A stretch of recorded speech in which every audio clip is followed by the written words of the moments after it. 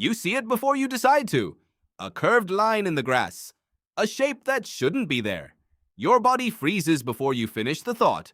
But the real reason you froze is stranger than the harmless thing in your garden. It begins 58 million years ago with an animal so large it would not fit through your front door. Its name is Titanoboa. When you imagine a giant snake, you imagine a film. A number invented to scare you. So here is a real one. Titanoboa caragionensis grew almost 13 meters long. At its thickest, its body stood as high as your hip. It weighed more than a ton. Laid along a school bus, it would run the whole length and then some. Nothing like it exists today. So how do we even know it was real?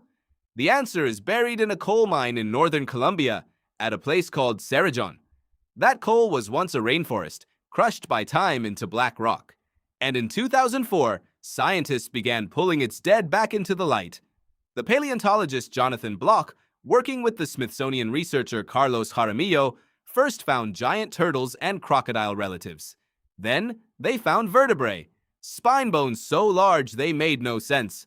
They assumed a colossal crocodile. They were wrong.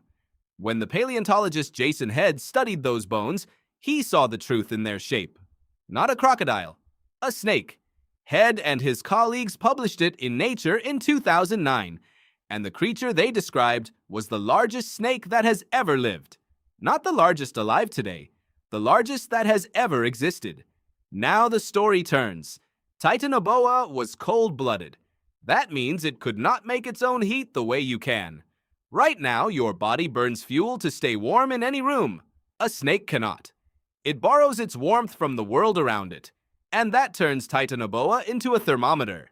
A cold-blooded animal can only grow as large as its climate allows. To run a body that immense, the world had to be hot. When Head's team ran the numbers, the size of the snake suggested the ancient tropics sat near 90 degrees Fahrenheit, day after day for millions of years. A fossil, pulled from a mine, became a witness to a climate no human ever felt. Picture that world.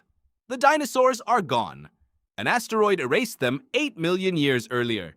But the Earth did not fall silent. It turned hot and green and heavy with life. Rivers ran wide and slow through steaming rainforest. And ruling the water, waiting, lay the snake. It ate fish. It ate crocodiles. It was the most powerful predator in its entire world. But you were not there.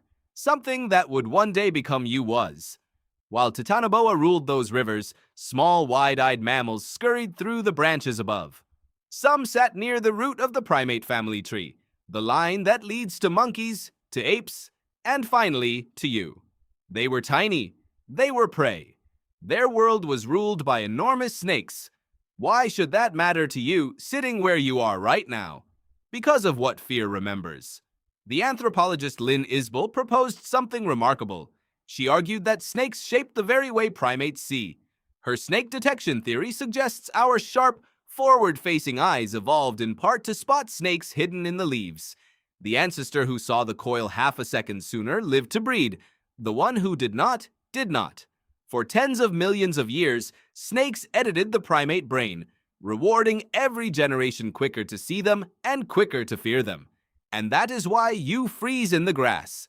Hide a single snake in a grid of flowers and mushrooms, and people find it faster than almost anything else. Faster than the conscious mind can explain. Fear of snakes appears in people who never met one, in children too young to learn it. It does not feel taught. It feels installed. Because it was. You never chose to fear the shape in the grass. That choice was made for you across an unimaginable stretch of time in a hot green world you will never see. Titanoboa is gone. The rainforest it ruled is black coal at the bottom of a mine. But the reflex it carved into your ancestors did not die with it. It was passed down, quiet and patient, through every generation between them and you.